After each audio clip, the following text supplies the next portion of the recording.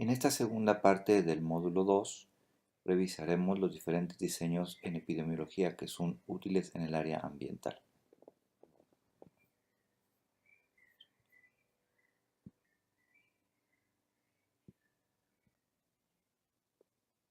Presentaremos las características generales de cada tipo de estudio, sus ventajas, sus desventajas y presentaremos ejemplos de investigaciones que se han desarrollado con cada uno de los diseños.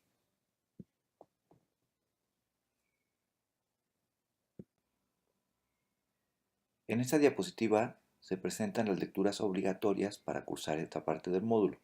Este material está disponible en la plataforma para su consulta. Entre los estudios observacionales que revisaremos están los de seguimiento, incluidos los de corte y los de panel, los de casos y controles, los estudios transversales y los ecológicos, especialmente los de series de tiempo.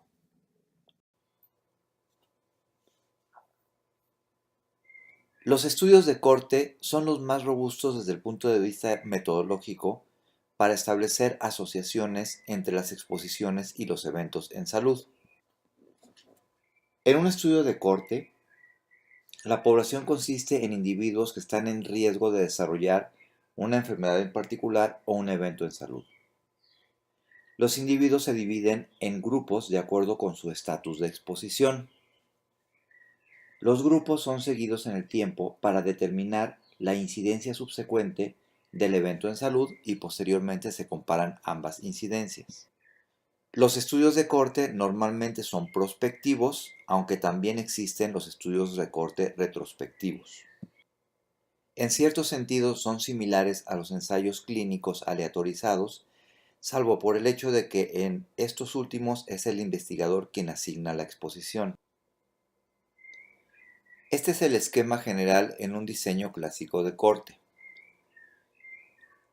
De una población de interés, se eliminan los casos prevalentes para que no entren en el estudio. Los individuos que entran al estudio se clasifican de acuerdo con su estatus de exposición, por ejemplo, en expuestos y no expuestos. Ambos grupos son seguidos en el tiempo. Durante el tiempo del estudio, se evalúa tanto la exposición como la incidencia del evento en cuestión. Se considera que deben existir al menos dos mediciones, tanto del evento como de la exposición, durante el seguimiento. Finalmente, se cuantifica el número de eventos que ocurren tanto en el grupo expuesto como en el grupo no expuesto. Los estudios de corte tienen ventajas y limitaciones. Se considera que tienen pocos problemas de temporalidad, dado que tanto la exposición como los eventos se miden de manera prospectiva. A partir de una exposición se pueden medir varios efectos o eventos en salud. Son menos susceptibles a sesgos de información y tienen la ventaja de que se mide directamente la incidencia del evento. Por otro lado, tienen también limitaciones. Pueden ser costosos y consumir mucho tiempo. Pueden ser ineficientes cuando se trata de medir enfermedades relativamente raras. Y finalmente se pueden tener pérdidas en el seguimiento. La medida de asociación que se obtiene en los estudios de corte es el riesgo relativo. Este se obtiene dividiendo la tasa de incidencia en los expuestos sobre la tasa de incidencia en los no expuestos. Si esta razón con su intervalo de confianza es mayor a 1, se considera que hay un mayor riesgo de la enfermedad en los expuestos comparándolo con los no expuestos.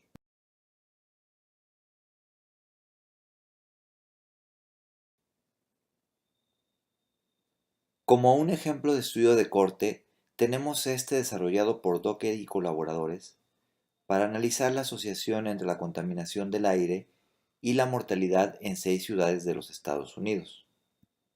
En esta cohorte prospectiva se siguió un total de 8.111 adultos con edades entre 25 y 74 años de edad durante un periodo de entre 14 y 16 años. La exposición a partículas finas se midió utilizando las redes de monitoreo de cada ciudad. Durante el seguimiento, se hicieron varios cuestionarios que incluían preguntas sobre edad, sexo, peso, altura, nivel educativo, tabaquismo, exposiciones ocupacionales e historial. En esta diapositiva se muestran los resultados del estudio de corte antes mencionado. Se puede apreciar una comparación entre las ciudades menos contaminadas con las más contaminadas, que mientras aumenta la concentración de partículas finas, aumenta el riesgo de morir. Este fue el primer estudio que mostró claramente esta asociación y además mostró que existe un gradiente. Mientras más aumentan las partículas, aumenta el riesgo de mortalidad en la corte. Este es otro ejemplo de estudio de corte. En la Ciudad de México se llevó a cabo el Estudio Metropolitano de Largo Plazo para evaluar el efecto de la contaminación en los escolares de la Ciudad de México. Se siguieron un total de 3.170 niños que tenían 8 años al inicio del estudio. Los niños fueron clasificados al inicio de la corte de acuerdo con sus diferentes niveles de exposición. Se visitaron cada 6 meses y se les realizaron espirometrías en cada una de las visitas, así como cuestionarios adicionales. Los resultados muestran que después de estos años de seguimiento, la exposición a largo plazo a ozono, partículas menores de 10 micras y óxidos de nitrógeno se asociaron con un déficit en la capacidad vital forzada y en el volumen expiratorio del primer segundo. Este fue uno de los primeros estudios de seguimiento que mostró el impacto de los contaminantes sobre el crecimiento pulmonar normal en los niños. Los estudios de panel son una variante de los estudios de seguimiento. En estos estudios, un solo grupo de individuos es seguido en el tiempo para ver cómo el evento en salud varía en función de la variación en la exposición. A diferencia de los estudios de corte, el tiempo de seguimiento suele ser más corto. Se realizan mediciones individuales repetidas del evento, así como de la exposición, tomando en cuenta variables potencialmente confusoras. Son adecuados para el estudio de efectos en salud agudos con cortos periodos de latencia, así como para el estudio de exposiciones ambientales que varían en el tiempo de manera más corta. Un ejemplo de estudio de panel es el que se realizó en la Ciudad de México para evaluar la asociación entre contaminantes atmosféricos y la variabilidad de la frecuencia cardíaca en sujetos con cardiopatía isquémica previa. Para este estudio se seleccionaron 30 pacientes de la consulta externa hospitalaria. Estos pacientes tenían infarto previo y una fracción de eyección ventricular menor de 50. Con monitores personales se midió de manera simultánea la exposición a partículas PM2.5 y a monóxido de carbono. A los participantes se les colocó además un aparato tipo Holter que permite registrar el electrocardiograma durante un periodo de 11 horas. Tanto para los contaminantes como para la variabilidad de la frecuencia cardíaca se obtuvieron promedios por cada 5 minutos. La variabilidad de la frecuencia cardíaca es un marcador temprano de falla cardíaca. Los resultados muestran que hay una asociación entre el incremento de los contaminantes en el corto tiempo y una disminución en los marcadores de la variabilidad de la frecuencia cardíaca. Esto fue particularmente significativo para el monóxido de carbono, tanto en las bajas frecuencias como en las muy bajas frecuencias. El resultado ratifica el impacto que tiene la exposición de corto tiempo a los contaminantes sobre la función cardíaca en pacientes que han tenido infartos previos. El diseño de casos y controles es otra estrategia muy utilizada para analizar la asociación entre exposiciones ambientales y efectos en salud. A diferencia de los estudios de corte, en este diseño se estudia la exposición pasada con los eventos presentes.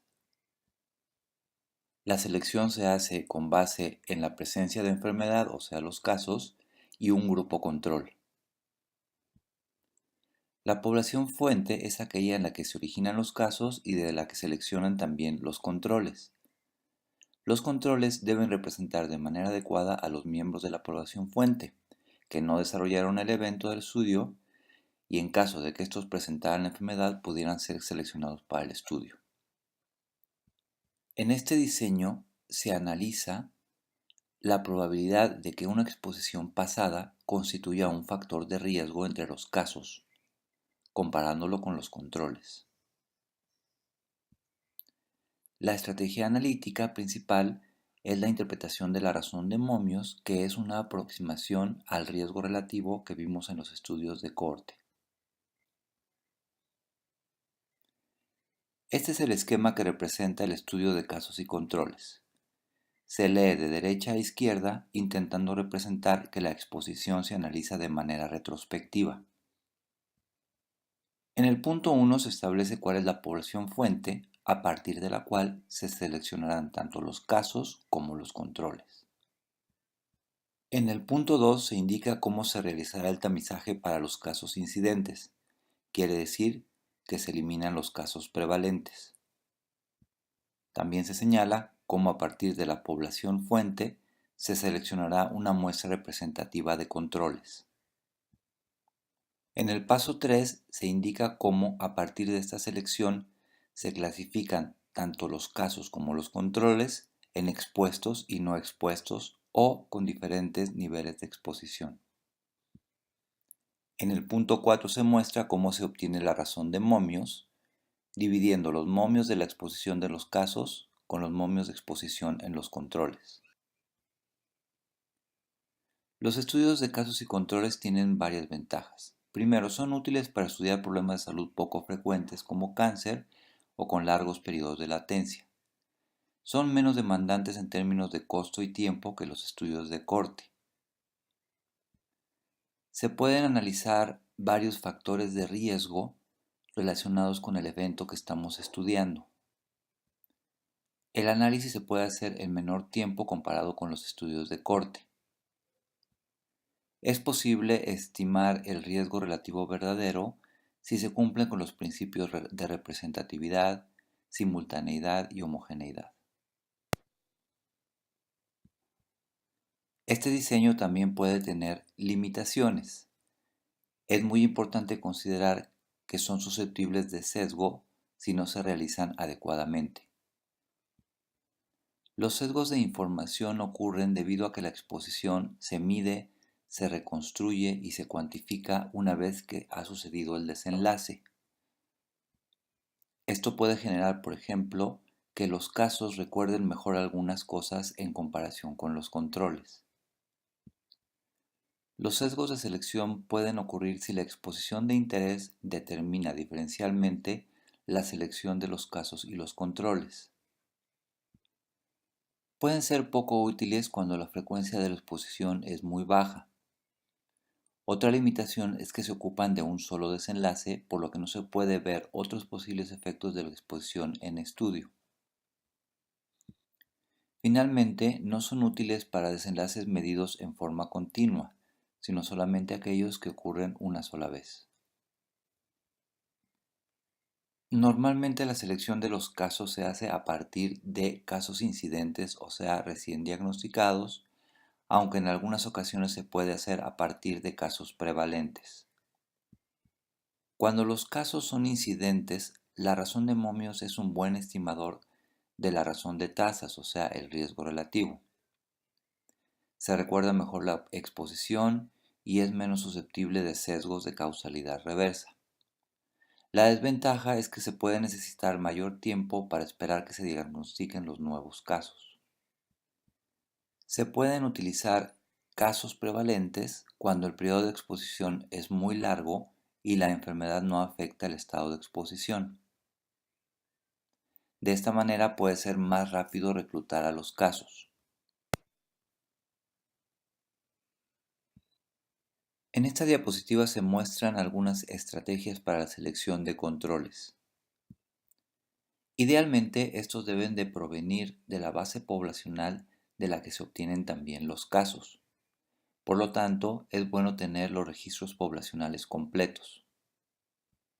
También se puede hacer a partir de controles vecindarios cuando no se cuenta con una base poblacional bien definida.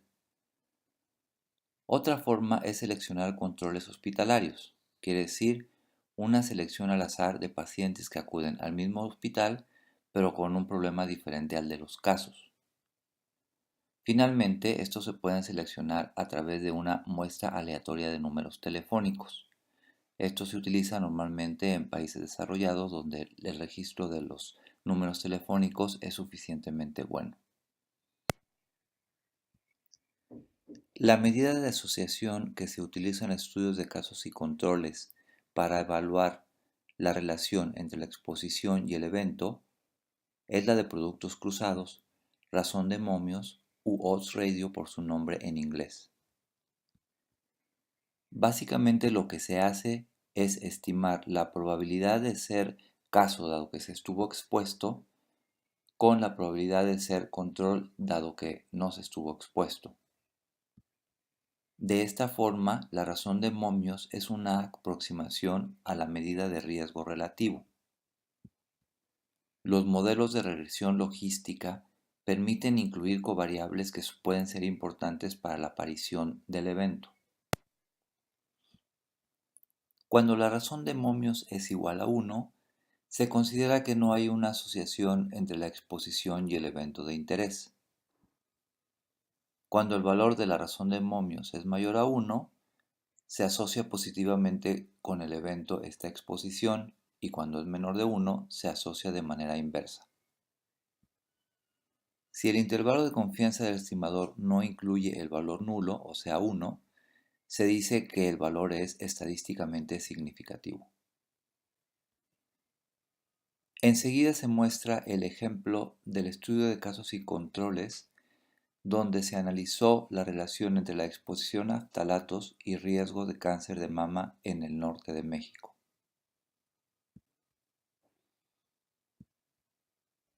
La población constó de 233 casos de cáncer de mama diagnosticados y 221 controles.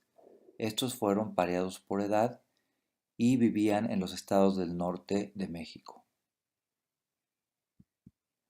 Las características sociodemográficas, reproductivas y otras variables de interés se recogieron a través de cuestionarios especialmente diseñados para el estudio. Los metabolitos de los ftalatos se determinaron en muestras de orina. Las concentraciones urinarias en este estudio de monoetilftalato se asociaron positivamente con el riesgo de desarrollar cáncer de mama. La razón de momios fue de 2.20, siendo esta estadísticamente significativa cuando se compararon los tertiles de mayor y de menor exposición y asimismo la prueba de tendencia relacionada con la exposición también fue significativa. Esta asociación fue aún mayor cuando se consideraron las mujeres premenopáusicas, con una razón de momios de 4.13. El siguiente diseño de estudio son los estudios transversales o estudios de prevalencia. En estos se indaga la proporción de individuos con determinadas características de salud en un momento específico del tiempo, así como su posible distribución y frecuencia asociado con factores de riesgo. A partir de una población de interés se toma una muestra representativa y dentro de ella se clasifican en enfermos expuestos, enfermos no expuestos, sanos expuestos y sanos no expuestos. Los estudios transversales pueden ser de ejecución rápida, pueden ser útiles para el estudio de múltiples eventos en salud y analizar diferentes exposiciones, y son mucho menos costosos y complejos que los estudios de corte o los estudios de casos y controles. También tienen limitaciones importantes.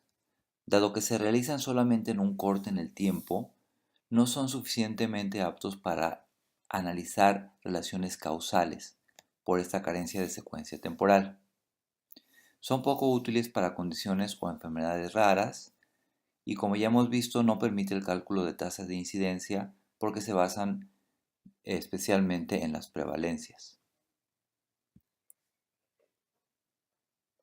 En los estudios transversales se puede obtener la razón de prevalencias como una medida de asociación entre la exposición y el evento de interés. Esto se obtiene dividiendo la prevalencia entre los casos expuestos sobre los casos en no expuestos. También se puede obtener la razón de momios de prevalencia y analizarlo de manera similar a los estudios de casos y controles. De esta forma es posible utilizar los modelos de regresión logística también para estudiar la asociación entre las exposiciones y los eventos en los estudios transversales. Como ejemplo de estudio transversal mencionaremos este en el que se analizó la relación entre la función intelectual en niños mexicanos expuestos a manganeso en una zona minera. En este estudio participaron 79 niños entre 7 y 11 años de edad que vivían en la zona minera de Molango. Como controles participaron 93 niños con condiciones socioeconómicas similares, pero que viven fuera del distrito minero. Se aplicó la prueba de inteligencia de Wechsler para medir la capacidad intelectual de los niños y la exposición se midió a través de la determinación de manganeso en sangre y cabello. Los resultados muestran que hay un impacto significativo de las concentraciones de manganeso en cabello sobre el coeficiente intelectual de los niños. Este efecto es mayor en los niños menores y también es mayor en las niñas. Aunque se trata de un estudio transversal, los resultados son significativos asumiendo que la exposición ha permanecido igual durante varios años. Finalmente, revisaremos los diseños de estudios ecológicos.